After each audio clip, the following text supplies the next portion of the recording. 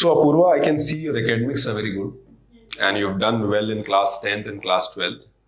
So why did you choose humanities after your 10th? Any particular reason? So my decision to take humanities evolved from class 9th onwards. I got to read about the French Revolution and I was lucky to have good teachers also. So that was my main reason for choosing humanities. French Revolution. What was the period of French Revolution? So it was the 18th century, particularly 1789 was the year of the French Revolution. And what? So was it in particular year or was it in a phase? So French Revolution occurred in several phases. For example, the political phase, the aristocratic phase, the rural phase, the commercial bourgeois phase. So and it was not just one revolution; it was multiple revolutions that occurred in 1830 as well, 1848 as well. So what was if you have to define the outcome of French Revolution in maybe 2-3 points, so can you tell me the outcome? So overthrow of the monarchy and liberty, equality and fraternity that the world knows about. Those principles were highlighted. Thirdly, sir, Napoleon is also one of the personalities associated with the French Revolution. So, Sir Metternich once remarked that when France sneezes, Europe catches cold. So, Sir, French Revolution initiated revolutions across Europe and even the world later. Where do you see the contemporary French society in the current context, since what has happened in the last 100 years? So, French society has definitely become more cosmopolitan and more diverse in nature. Sir, particularly after the 2011 Arab Spring Revolution, there were a lot of refugees coming to France and Germany and other European states. So, sir, diversity of the population has increased, and as a result, they are posing certain challenges to the typical traditional French culture, where Muslim population of France, they are demanding for more rights. But France, being a secular state, espouses that no public display of religion should be shown, and that is bringing. So hijab is banned there? So in public domain, hijab is not allowed, sir, and even turbans in France. You have chosen IFS officer, Indian Foreign Service as second, and then IPS as third. Now these are top 3 services. What about the bottom 3? Which are the bottom 3 services? So I have opted for Armed Forces headquarters as my last choice, and Daman and Andaman and Nicobar, these services, civil services and administrative services and police services. Sir, I have simply exercised my preferences, but I will be happy to serve in any part of the country in any capacity, sir. Okay, so you get a Group B service, you'll be okay with that? Sir, I am fine to serve in any part of the country. Okay, so I can see your father is from a military background, right? And when did he retire? Sir, he retired in 2014. So, can you tell me the hierarchy in the army in terms from the top? Can you tell me the top, how the hierarchy goes? So, at the topmost is the general, then lieutenant general, major general, brigadier, colonel, lieutenant colonel, major, captain, lieutenant. Okay, so earlier there used to be Lieutenant 1 and Lieutenant 2. Now there is only one. Now it's only one. So you're from Miranda House, right? Yes. So how was the culture in Miranda House? So Miranda House is a women-centric space. So a lot of freedom and liberty to think, to express was given to women in all fields of endeavor, be it academic, cultural. That is why, sir, a number of alumni from all fields, be it Bollywood or academia. Can you tell me somebody from Bollywood, from the college? Yes, sir. Dancer and choreographer Shakti Mohan and Neeti Mohan. And Sir Malika Sharawat is also from Miranda House. Okay. That's interesting information. Now, swimming for leisure and fitness. So when was the last time you did swimming? Sir, I swam in 2022 summer after my prelims examination. It was the year after 2 years of COVID pandemic that the pools had opened up. So In swimming, so how many? I mean, can we say that swimming is a very elite kind of sport that India has, or do you think that we have that ecosystem of swimming in India? So swimming as an activity would not be elite. It has been practiced by human civilizations since ages and thousands of years. So, but yes, swimming as a sports activity was brought about by the British in the 1830s. So, sports activity, I would say that it has certain connotations of being elite.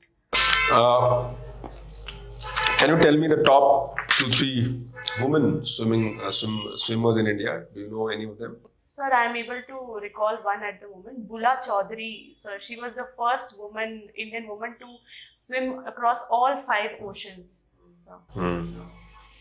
And what is the world ranking? Sorry, sir, I will have to read about that. But she was prominent in the early 2000s, sir. Okay. Which country rather is one of the top country? I mean, can you tell me the top few countries in swimming that we can see today? So, United States, China, United Kingdom, Australia are the top countries. And what is the reason why they are at the top? Sir, I think it has to do with state support as well as certain dietary requirements are there in swimming. For example, focus on high amount of protein and very strict diet. That is the reason. So newer studies are also showing that certain genetic reasons are also there for certain countries performing better in swimming. Those with broader backs are able to perform well in sports like in events like butterfly, sir. So there is genetic and physical reasons also? Sir, it's a very new research that is pointing out that in butterfly events, those with broader backs have an advantage. Sir, lightweight swimmers have an advantage in gymnastics and group swimming. Okay. So you think that Indian swimmers have fair chance to compete in the world if given an opportunity? A number of swimmers are coming up, very young swimmers such as Sajan Prakash and V. Madhavan, who have recently won Lawrence in Danish Open, and they are also setting their own records with every event. So I think in the future Olympics, India will perform well in swimming exercises. Currently you are pursuing MA, right, in history? Yes. Can you tell me the subjects in the last semester? Sir, in my last semester, since I am in my second year now, so I had to take ancient history subjects. So these were art history of ancient India. Secondly, it was political processes in ancient India. Thirdly, we had ancient Mesopotamia. Archaeology also was one subject. Sir. Okay. Coming to the hobbies, this heritage walk. So what is heritage walk, and can you throw some light on this?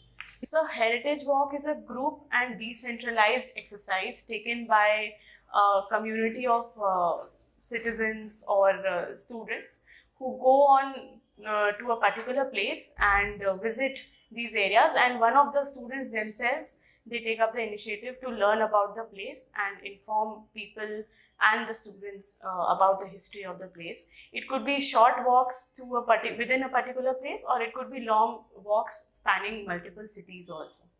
So basically, in heritage walk, so there is one person who is leading the walk, and he or she is explaining the things. Is it like that? So the basic idea is generally 2 or 3 people are involved. One is involved with management of the group. The second is involved with the finances.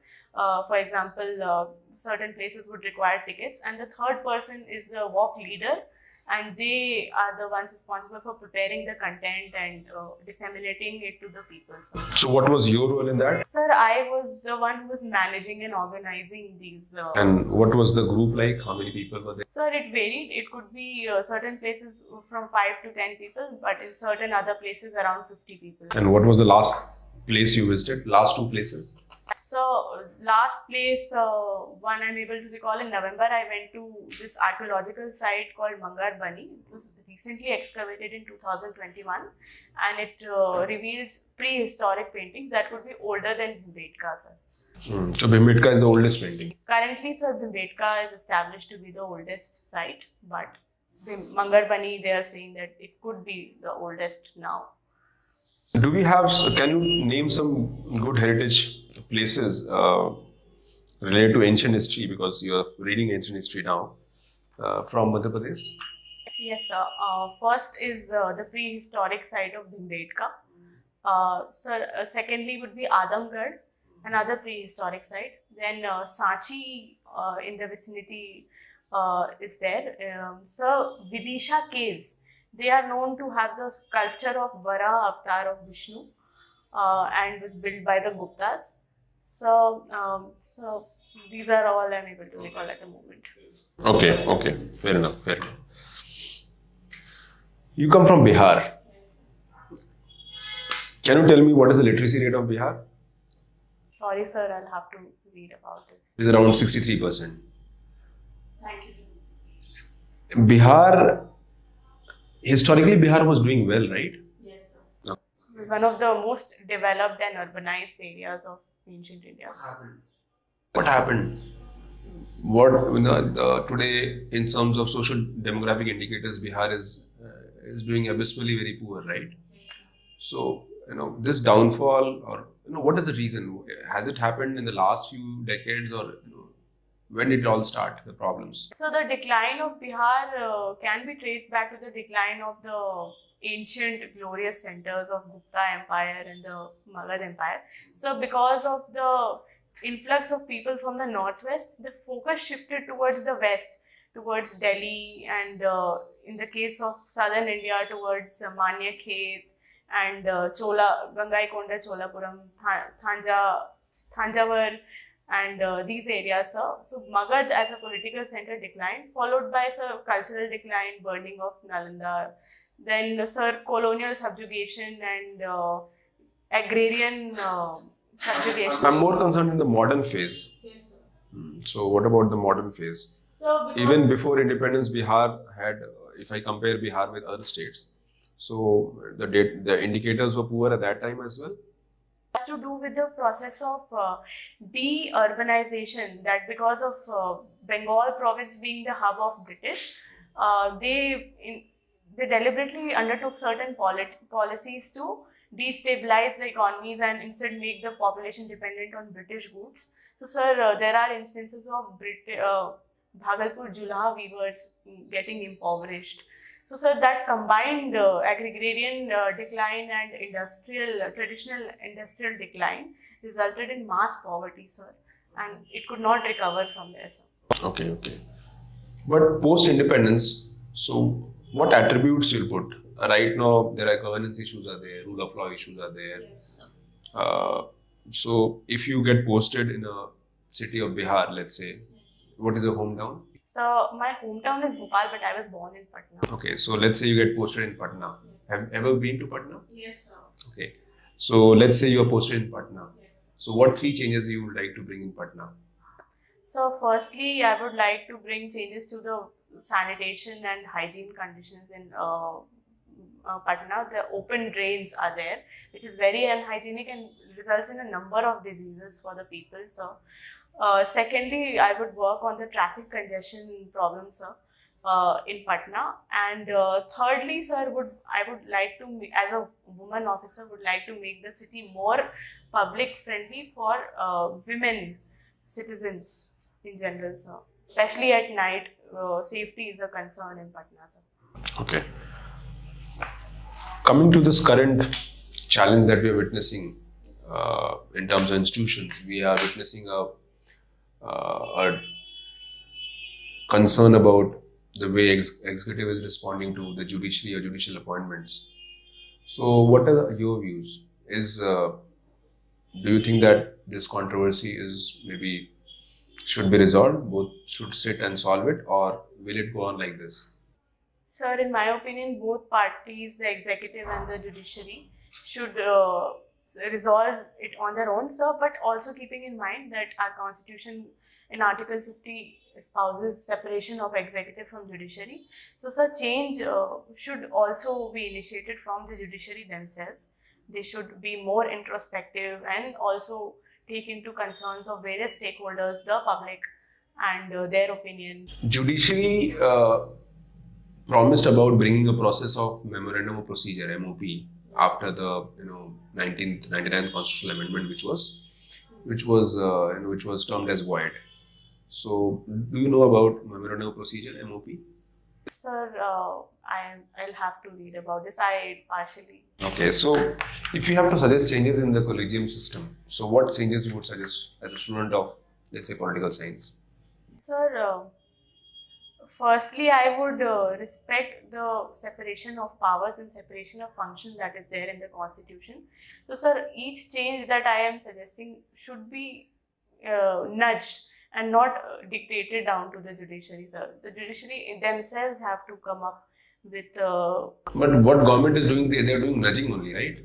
So, but in recent times, there has been certain controversy that they made statements in public also regarding the judiciary. So, what is your view about basic structure of the constitution? So, basic structure is a undefined and a sacred part of the constitution that holds the basis on and the values on which the constitution was made for the people of the country. And sir, it is very dynamic and flexible, but at the same time certain values are very static and timeless, that stay the same. Do you think the primacy of judiciary should be a part of basic structure, especially where appointments involve people from multiple institutions? Because in most of the appointments that we see, where the constitutional bodies are there, we see that there is a role of executive there. Only in judiciary there has been a primacy of judiciary. So, do you think that we should have more? Maybe the system of appointment should have more, people from executive also. Certainly, sir. The process of appointment should be more representative, more consultative. But sir, again, respecting the independence of judiciary, that is also part of the basic structure of the constitution. They should be nudged, and they should be the one to make it more representative, diverse from, for example, women judges, more from marginalized backgrounds. So, Uncle Judge syndrome. Ever heard of this term? yes, sir. Partially, I have heard about this. Okay. Fair enough. Coming to so, what are your opinion on the current budget? There has been a lot of question in terms of relatively less focus on the social sector initiatives. What is your opinion on that? Certainly, sir. There is some. How much we are spending in health? Sir, around 2.1% of the GDP, I believe, sir. And in education? Sir, education data, I will have to look up. Exact figures, I am unaware. But it is a very inclusive budget in which women and sections of the SC/ST, they have been considered one of the driving pillars in the Saptarishi, as mentioned by the Honorable Finance Minister, sir. So but sir, criticism will always be part of the political and economic process. One could keep that in mind and probably incorporate certain aspects of it and work upon it later, sir. As a history student, Yes. what changes you would suggest to the academic learning process, especially at pre-university level? Sir, at the pre-university level, I would ensure that education is made a little more diverse.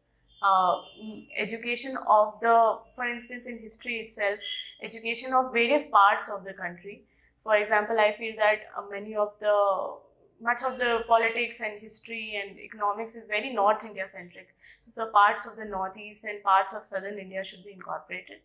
So, and there should be gender sensitivity impartment in education, sir, and also critical thinking skills should be given to the students, where they are able to think for themselves after being given certain information. There is a concept of lateral thinking. So, what do you mean by lateral thinking in education? Sorry, sir, I have not heard about this. I will read up. Okay, fair enough. Thank you, sir. Okay, it's okay. Everything is fine.